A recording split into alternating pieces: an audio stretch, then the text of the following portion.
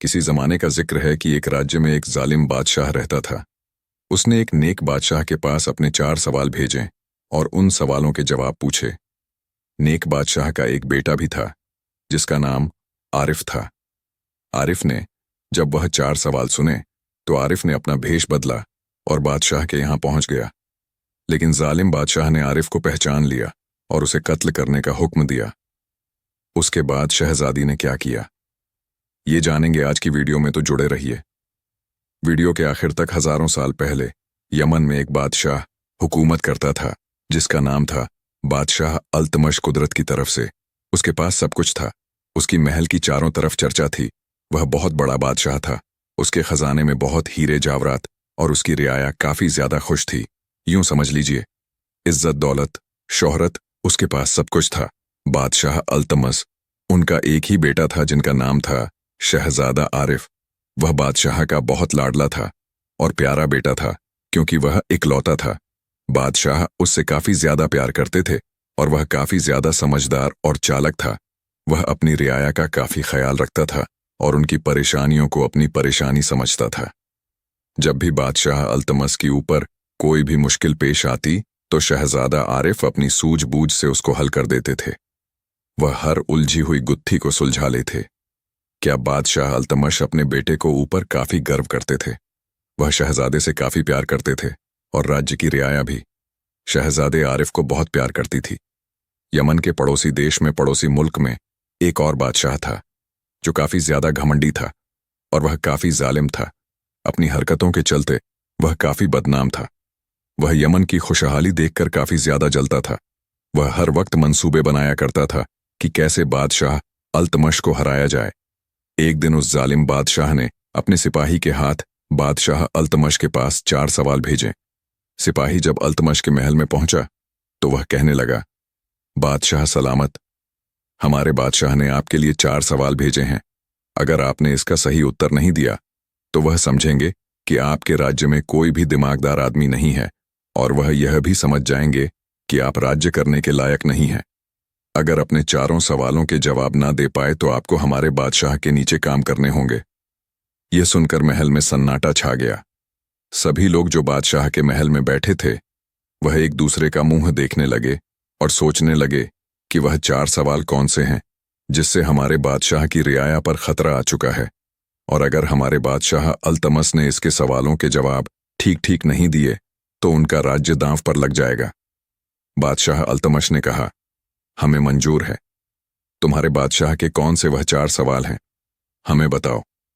तब जालिम बादशाह के सिपाही ने 4 सवाल कहना शुरू किया। बोला, सबसे पहले हमारे बादशाह का यह सवाल है, बेवकूफ, बादशाह कौन होता है? दूसरा सवाल, बेवकूफ, बादशाह के दरबारी कौन होते हैं? तीसरा सवाल, अच्छाई में क्या बुराई है? और आखिर में चौथा सवाल, बुराई में क्या अच्छाई होती है? बादशाह अल्तमस इन सवालों को सुनकर काफी सोच में पड़ गए। उनकी समझ में कुछ नहीं आ रहा था, लेकिन यह अब उनकी रियाया पर खतरा बनने वाला था। अब उनकी इज्जत का भी सवाल था और अपनी रियासत को बचाना भी था। वह किसी भी तरीके से इन 4 सवालों का हल जानना चाहते थे। वह मन ही मन सोचने लगे कि बादशाह तो बेवकूफ हो सकता है, लेकिन यह जरूरी नहीं कि बादशाह के रियाया भी बेवकूफ हों। इसके अलावा अच्छाई में क्या बुराई हो सकती है? बुराई तो बुराई होती है और अच्छाई हमेशा अच्छाई ही होती है। बादशाह अल्तमश काफी परेशान हो गए और जालिम बादशाह का सिपाही यह 4 सवाल देकर अपने राज्य में वापस हो गया। बादशाह अल्तमस कई दिनों तक इन 4 सवालों के उत्तर जानने की कोशिश करते रहे, लेकिन जब काफी समय गुजर गया उन्हें कोई भी उत्तर हल नहीं हो पा रहा था। उसके बाद जब बादशाह काफी परेशान हो गए तो बादशाह अल्तमश ने अपने शहजादे आरिफ को बुलाया। बादशाह अल्तमस काफी परेशान होकर आरिफ से बोले, शहजादे, तुम्हें तो पता ही होगा कि हमारे पड़ोस में एक जालिम बादशाह है। जालिम बादशाह ने हमारे पास 4 सवाल भेजे हैं। ये सिर्फ सवाल नहीं बल्कि हमारे रियाया पर खतरा है और हमारे राज्य पर चुनौती है। इसमें हमारी और तुम्हारी इज्जत का भी सवाल है। अगर हमें इन सवालों के जवाब नहीं मिले तो हम किसी को अपना चेहरा नहीं दिखा पाएंगे। हम किसी को मुंह दिखाने के लायक नहीं रहेंगे। इसीलिए हमने तुम्हें याद किया है। तुम्हें इन सवालों के हल ढूंढना है, शहजादे आरिफ ने कहा। बाबा जान, आप परेशान ना हो। मेरे होते हुए आपकी इज्जत पर कोई दाग नहीं लगेगा, कोई ढाबा नहीं लगेगा। आप हमेशा से ऊंचे हैं और ऊंचे रहेंगे। मैं इन सवालों का उत्तर जरूर ढूंढूं। आप पड़ोसी बादशाह से, उस जालिम बादशाह से कुछ महीनों का टाइम मांग लीजिए। बादशाह अल्तमश जालिम बादशाह से सवालों के जवाब ढूंढने के लिए कुछ मीना की मोहलत ले ली। जालिम बादशाह ने सोचा कि यमन में कोई भी आदमी, कोई भी शख्स नहीं है जो हमारे सवालों के जवाब दे सके। जालिम बादशाह काफी खुश हुआ और उसने कुछ मीना की बादशाह अल्तमश को मोहलत दे दी। धीरे धीरे दिन बीत गए और 2 महीने गुजर गए और शहजादा आरिफ उन सवालों को भूल गए। एक दिन बादशाह अल्तमश को सवालों का ख्याल आया। उन्होंने शहजादे आरिफ को बुलाया और पूछा, बेटा, उन सवालों का क्या हुआ जो जालिम बादशाह ने हमसे पूछे हैं और उसने हमें कुछ महीना की मोहलत दी है? तुमने उनका हल ढूंढा? शहजादे आरिफ बोले, बाबा जान, मैं कुछ कामों में उलझा हुआ था। मुझे 1 मिनट की फुर्सत नहीं थी। आप मुझे कुछ दिनों के लिए महल से बाहर जाने की इजाजत दे दें ताकि मैं घूम फिर कर इन सवालों का जवाब ढूंढ सकूं।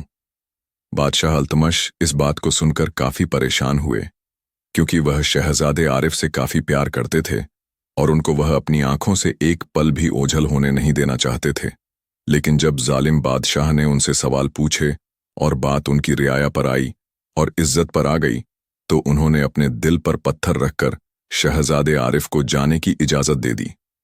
शहजादे आरिफ ने अपना भेष बदल और पड़ोसी राज्य में निकल पड़े, जिस बादशाह ने उनके बाबा के पास सवाल भेजे थे। शहजादा आरिफ उसी राज्य में पहुंच गए। कई दिनों और रातों का सफर तय करके शहजादे आरिफ उस राज्य में पहुंच गए। बादशाह आरिफ जब उस जालिम के राज्य में पहुंचे तो काफी रात हो चुकी थी। आरिफ सोचने लगे कि इस राज्य के इंसान कैसे होंगे, क्या वह किसी अजनबी को बर्दाश्त करेंगे? यह सोचकर शहजादे आरिफ ने रात राज्य के बाहर गुजरने का फैसला कर लिया। फिर अपने ठहरने के लिए वह जगह तलाश करने लगे कि कोई ऐसी जगह मिल जाए जिससे वह रात गुजार सके। नजदीकी एक झोपड़ी दिखाई दी जिसमें हल्की हल्की रोशनी दिखाई दे रही थी। शहजादे आरिफ ने सोचा कि आज की रात मैं इस झोपड़ी में गुजर लूंगा। शहजादा आरिफ धीरे धीरे उस झोपड़ी की तरफ बढ़ने लगे और जैसे ही झोपड़ी के अंदर जाने के लिए उन्होंने अपना पैर आगे बढ़ाया, वैसे ही एक लड़की आई और बोली कि आप कौन हैं और क्यों अंदर घुसे चले आ रहे हैं? शहजादे आरिफ ने कहा, मैं परदेसी हूं, मैं एक सौदागर हूं। वह लड़की शहजादे आरिफ को एकटक देख रही थी। शहजादे आरिफ ने कहा, मैं आपको यकीन दिलाता हूं कि मैं बुरा आदमी नहीं हूं। सिर्फ आपकी झोपड़ी में एक रात ठहरूंगा, उसके बाद चला जाऊंगा। उस लड़की ने शहजादे आरिफ को अंदर बुला लिया और उनका काफी इज्जत से बिठाया और उन्हें खाना भी खिलाया। शहजादे आरिफ इस झोपड़ी में सो गए। सुबह हुई तो शहजादे आरिफ जाने लगे, तब अचानक उनकी नजर उसे लड़की पर पड़ी। उन्होंने उसे लड़की से कहा, तुम कौन हो? तुमने मुझे अपना नाम नहीं बताया। वह लड़की कहने लगी, आए अजनबी नौजवान, ये तो तुमने देखा ही लिया होगा कि इस घर में मैं अकेली रहती हूं। इस भरी दुनिया में मेरा कोई भी नहीं है। मैं यहाँ के बादशाह की महल की मामूली कनीज हूं। उस लड़की की कहानी सुनकर शहजादे आरिफ को उस पर काफी तरस आया, काफी ख्याल आया और उन्होंने उसको कुछ अशर्फियां देनी चाहिए। लेकिन लड़की कहने लगी, मैंने आपको एक मेहमान समझकर, एक परदेसी समझकर अपने यहाँ ठहराया है और मैं समझती हूं कि मेहमान से किसी भी तरीके से कीमत वसूल करना ठीक नहीं है। शहजादे आरिफ ने उस लड़की से शुक्रिया कहा और आगे की तरफ चल दिए। शहजाद आरिफ अभी थोड़ी दूर ही चले थे कि उन्हें एक बूढ़ा आदमी रास्ते में मिला। उसके ऊपर इतना बुढ़ापा था कि वह इतनी कमजोर था कि उसे चला भी नहीं जा रहा था। वह सर झुकाया था, लोगों से भीख मांग रहा था, लेकिन लोगों उसे देखकर दुत्कार देते थे और आगे निकल जाते थे। शहजादा आरिफ उस बूढ़े के पास गया और बोला, बाबा, आप इस तरीके से भीख मांग रहे हैं और लोग आपके दूध कर चले जाते हैं। इस दुनिया में आपका कोई नहीं। बूढ़ा आदमी बोला, बेटा, मेरे कोई नहीं है। और बूढ़ा आदमी रोने लगा। बूढ़ा शहजादे आरिफ से बोला, अगर आप मेरी कहानी सुनोगे तो रो दोगे। शहजादे आरिफ को दिलचस्प हुई और उसने बूढ़े आदमी से कहा कि आप मुझे अपनी कहानी सुनाइए। बूढ़ा, बोल बेटा, मैं इस राज्य के बादशाह के यहाँ 50 साल तक नौकरी करता रहा। जब तक मुझ में ताकत थी तब तक मुझे नौकरी पर रखा। मैंने दिलो जान से उसकी खिदमत की और उसका हर काम किया। इशारे पर मैं उसका मुश्किल से मुश्किल काम कर दिया करता था। लेकिन जब मैं बूढ़ा हो गया और मेरे बाल सफेद हो गए तो उसने मुझे निकालकर फेंक दिया और मेरी जगह पर दूसरा आदमी रख लिया। शहजादे आरिफ को उस बूढ़े के ऊपर काफी ख्याल आया। उसने अपनी पोटली निकाली और एक मुट्ठी अशर्फ इस बूढ़े आदमी को दे और आगे चल दिया। आरिफ बादशाह के दरबार में। बादशाह का भी शानो शौकत से अपने दरबार में बैठा हुआ था। उसके दरबारी सब बादशाह की तारीफ कर रहे थे। शहजादा आरिफ दरबार में पहुंचकर एक कोने में बैठ गया। बादशाह ने शहजादे आरिफ को नहीं देखा, क्योंकि जो बादशाह के सिपाही उसकी चापलूसी कर रहे थे, उसकी झूठी झूठी तारीफ कर रहे थे, वह उसमें उलझा हुआ था। शहजादे आरिफ को दरबार में बैठे बैठे शाम हो गई, लेकिन बादशाह ने शहजादे आरिफ को नहीं देखा और शहजादे आरिफ दरबार से बाहर आ गए। दूसरे दिन भी शहजादा बादशाह के दरबार में पहुंच गया और उसने देखा दरबारी फिर से बादशाह की ड्यूटी तारीफ कर रहे हैं कि हमारी रिया में कोई भी आदमी गमगीन नहीं है, सब खुश हैं। और जो भी बादशाह की झूठी तारीफ कर रहा था, बादशाह मुट्ठी भर अशहरफिया उसे आदमी को दे रहा था। शहजादा आरिफ एक कोने में जाकर बैठ गया और यह सब कुछ देख रहा था। शहजादे आरिफ को अचानक से एक प्लान बनाया और जालिम बादशाह के पास पहुंचकर झुककर सलाम किया और कहा कि बादशाह सलामत, मैं बचपन से ही आपकी किस्से सुनता रहा हूं। मैं आपकी रिया में कहीं भी घूम तो मैं यही सुना कि आप लोगों के सुख दुख में काम आते हैं और दीन दुखियों को सहारा देते हैं। आपसे अच्छा बादशाह इस दुनिया में कोई नहीं, इसीलिए मेरे दिल में आपको देखने की चाहत थी। शहजादे आरिफ की बातें सुनकर जालिम बादशाह काफी खुश हुआ और उसने पूछा, नौजवान, तुम कहां से आए हो और कौन हो? शहजादे आरिफ ने कहा कि मैं परदेसी हूं और मैं गजलें लिखता हूं। पिछले कई रोग से मैंने कोई भी गजल नहीं लिखी है, लेकिन जब मैं आपके राज में घूम और चारों तरफ मैं आपकी वह भाई सुनी तो मैं आपके लिए एक सुंदर सी गजल लिखी है। अगर आप इजाजत दें तो मैं आपको इस गजल को सुनाऊं। बादशाह जो अपनी झूठी तारीफें सुन रहा था वह खुशी से पहले ना समय और उसने कहा, मैं तुमसे बहुत ही खुश हूं, तुम मुझे अपनी गजल सुनाओ जो तुमने मेरे लिए लिखी है। शहजादे आरिफ ने बहुत जरूरी आवाज में बादशाह की तारीफ की। बादशाह काफी खुश हुआ और उसने शहजादे आरिफ को अपने महल में रख लिया। कुछ ही दिनों में शहजादे आरिफ ने बादशाह का दिल जीत लिया और वह बादशाह का काफी खास आदमी बन गया। जालिम बादशाह ने शहजादे आरिफ को अपना वजीर बना लिया और उनके लिए एक महल बनवा दिया और महल के साथ साथ उन्होंने अपनी इकलौती शहजादी की शादी शहजादे आरिफ से कर दी। और जो महल शहजादे आरिफ के लिए तैयार किया गया उसमें शहजादी और शहजाद आरिफ रहने लगे। वह दोनों एक दूसरे में से काफी ज्यादा खुश थे, क्योंकि शहजादी काफी ज्यादा खूबसूरत थी। दोनों में काफी ज्यादा प्यार हो गया। शहजादी का एक भाई भी था जिसको शिकार का काफी शौक था। उसने जालिम बादशाह से कहा कि मैं शहजादे आरिफ के साथ शिकार खेलने के लिए जाना चाहता हूं। बादशाह ने अपने बेटे को शहजादे आरिफ के साथ जाने के लिए हामी भर दी। शहजादा आरिफ और शहजादी का भाई शिकार खेलने के लिए जंगल चले गए। जंगल में चलते चलते उन्हें एक हिरण दिखाई दिया। जैसे हिरण दिखाई दिया वैसे ही शहजादे आरिफ और शहजादी के भाई ने हिरण के ऊपर तीर चलाया। हिरण फौरन मर गया। तब दोनों में बहस होने लगी। शहजादे आरिफ ने कहा, इस हिरण को मैंने मारा है, लेकिन शहजादी का भाई बोला, मैंने मारा है। दोनों के बीच झगड़ा हुआ और हिरण लेकर शहजादे आ गए और शहजादी का भाई बीच में ही रुक गया। उसे किसी से मिलना था। जब वह घर आए तो शहजादी काफी ज्यादा परेशान थी। वह शहजादे आरिफ के गले लगी और बोली, तुम इतनी देर से कहां थे? मैं तुम्हारा इंतजार कर रही थी। तब शहजादे आरिफ ने कहा, आज तुम्हारे भाई से मेरा झगड़ा हो गया है और मैं तुम्हारे भाई को जान से मार दिया। शहजादे आरिफ ने शहजादी से झूठ बोला और कहा, अगर तुमने यह जाकर अपने बाबा जान को बता दिया तो वह मुझे जान से मार देंगे। शहजादी रात भर रोती रही। सुबह हुई तो शहजादी अपने महल में पहुंच गई और उन्होंने अपनी मांस को सारी हकीकत बता दी कि शहजादे आरिफ ने उनके भाई को जान से मारकर बगीचे में दबा दिया है। जब यह बात सलीम बादशाह को पता चली तो बादशाह ने कहा कि वजीर को फौरन गिरफ्तार कर लिया जाए और हमारे सामने पेश किया जाए। सिपाहियों ने फौरन ही शहजादे आरिफ को हथकड़ी जंजीरों में जाकर राजा के सामने पेश किया। बादशाह ने जैसे ही शहजादे आरिफ को देखा वैसे ही गुस्से से अपना पैर पटक कर बोला, तुमने मेरे बेटे का कत्ल कर दिया और उसको बगीचे में दबा दिया।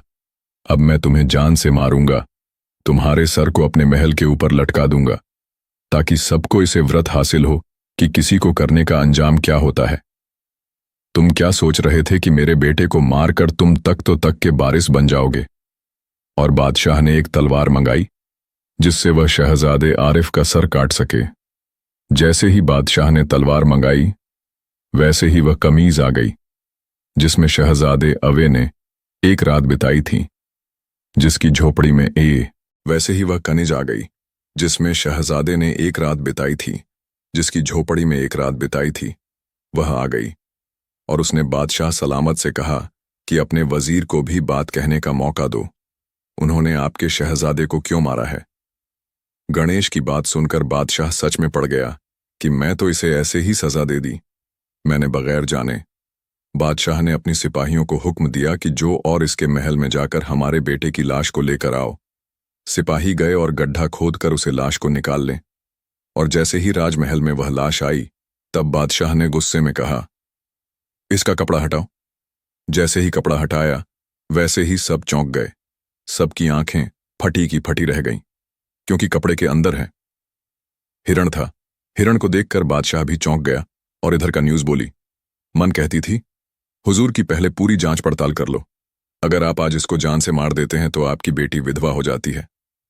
इतनी देर में बादशाह का बेटा भी अपने दोस्त के यहां से वापस आ गया और बादशाह ने अपने बेटे को जिंदा देखकर खुश भी हुआ और चौंक गया। उसने अपने दामाद, अपने वजीर शहजादे आरिफ से कहा कि यह सब कुछ किया है, तुमने इतना बड़ा झूठ क्यों बोला? तुमने यह सुबह क्यों फैलाई कि तुमने हमारे शहजादे को मार दिया है?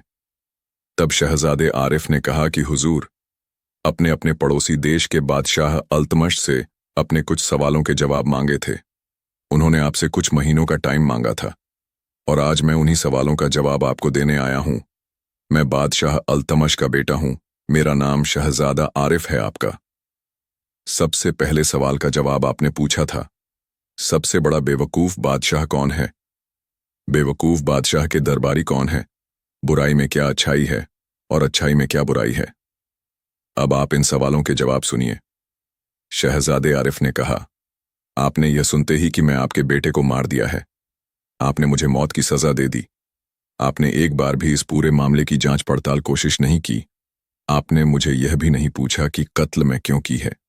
इससे यही साबित होता है कि आपके राज्य में इंसाफ नहीं है और इसी के चलते आपको बेवकूफ बादशाह कहा जा सकता है। इसके अलावा जब आपने मेरा सर धड़ से अलग करने का हुक्म दिया तो आपके किसी भी सिपाहियों ने इस पर बुरा नहीं माने। वह सब यह जुल्म होते हुए देख रहे थे, बोलो खुश हो रहे थे। इसीलिए वह लोग बेवकूफ बादशाह के सिपाही हैं। कल मैंने जो हिरण को दबाया तो मैं आपकी बेटी से वादा मांगा कि वह किसी को नहीं बताएगी। तब मैंने उसको सब कुछ बता दिया, लेकिन सुबह होते ही उसने अपना वादा तोड़ दिया और वह सुबह महल में दाऊदी आकर उसने सब सच्चाई आपको बता दी। हालांकि मैंने उसे मना किया था कि वह बादशाह को जाकर न बताएं। आपकी बेटी शहजादी ने एक बार भी नहीं सोचा कि उसके शौहर को आप कौन सी सजा देंगे। दूसरी बात, आपकी यह कमीनी जो नाइंसाफी नहीं देखना चाहती थी, उसने मुझे एक बड़ी अनहोनी होने से बचा लिया। इसीलिए कनीज बुराई में अच्छाई है। आपकी बेटी मेरी बेगम होने के बाद भी अच्छाई में बुराई है। आपके लिए आया में भीख मांगने वाला वह बूढ़ा भिखारी जो रास्ते में भीख मांगता है। जब तक वह जवान और ताकतवर था तब तक आपने उसका ख्याल रखा, लेकिन जब वह बुरा हो गया है तब आपने उसे दुध कर बाहर निकाल दिया। इन सभी बातों से यह पता चलता है कि आप बेवकूफ बादशाह हैं। मुझे लगता है कि आपको अपने चारों सवालों के जवाब मिल चुके होंगे। इन्हीं सवालों के जवाब देने के लिए मां आपके महल में भेष बदल कर आया था।